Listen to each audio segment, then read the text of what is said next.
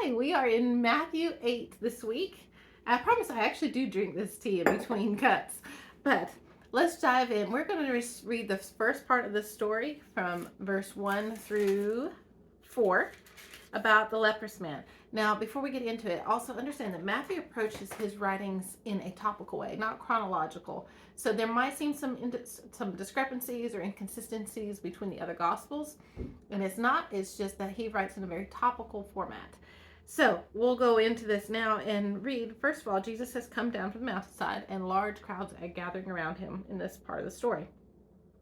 A leprous man, or a man with leprosy, comes up to him and kneels before him. Now, the Greek word here is, and again, I'm sorry how much I butcher the Greek. I apologize if there's any scholars listening, but it's proskuneo, and it means to bow down, to prostrate oneself.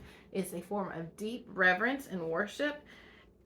It's submission to a higher authority, and it's a kissing of the ground. So this man with leprosy comes and worships at the feet of Jesus. Now also, consider the culture. In this time, lepers were told to say unclean, unclean anytime they were anywhere out in public. They were to keep their distance. They weren't supposed to be really assimilated into the town because of the fact that they were unclean. They were set apart. And they were considered to be very contagious, so that was not a permissible thing to be in close contact or close proximity to a clean person. And here this man comes, not only not shouting unclean, unclean and for warning, but he comes and throws himself at the feet of Jesus at his in his very presence, and tells him, Lord, if you are willing, you can make me clean. Now again, this Greek word here is used, and that word for clean is not just a physical cleaning. He uses a specific word here that says, I know you can make me clean physically and spiritually, and in a wholeness that restores me to the community. So this man's faith is so strong. He comes before Jesus. He doesn't have a question that Jesus can heal him.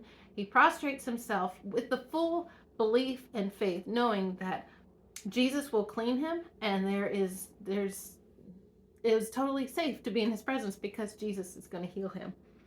So also, if you're not familiar, leprosy is a skin disease, and in Leviticus 13 to 14, it talks about the treatment as well as what they are supposed to do if they are healed. That there's a protocol that they meet by going to the priest, and Jesus references this in this later passage. So here this man is. He knows that Jesus can heal him, and he bows before Jesus and says, if you are willing. How many times do we pray that when we say, if you are willing, Lord, you can do this? And we come knowing that God can, and that there is no doubt in our mind that God has the ability, but what we wonder is if it's God's will. Now, in a couple passages in the New Testament, there's places that we actually discover that Jesus, and specifically in 2 Corinthians 12, 7 to 10, we see this also, that the assumption is that Jesus is willing, that he is always willing to answer our prayers. It comes down to our persistence, as we've talked about in the previous chapter. It comes down to our persistence, God's timing, and we pray with the assumption that the answer is yes, until God gives us a different answer and says no, like what he did for Paul. Paul asked for God to take away the thorn in his flesh, and he prayed 3 times for it to be removed until God said, no, it's not going to be removed. And then that's when Paul stopped continuing to persist in the prayers. So you pray under the assumption that it's a yes, and you persist, and you knock, and you ask, and you seek, and all these things, and you keep on going until you get an answer. Either the request is granted, or God tells you, no, it's not going to be answered, or this is how you are to proceed. So in this case, the leper asks or says, if you are willing, you can make me clean. No question. And Jesus reaches out his hand and touches the man and says, I am willing. Again, he's not supposed to touch, but he does, and he touches out of his great compassion and love for this man. And when he touches him, he is healed. But Jesus says, I am willing, be clean. Immediately, he was cured of his leprosy.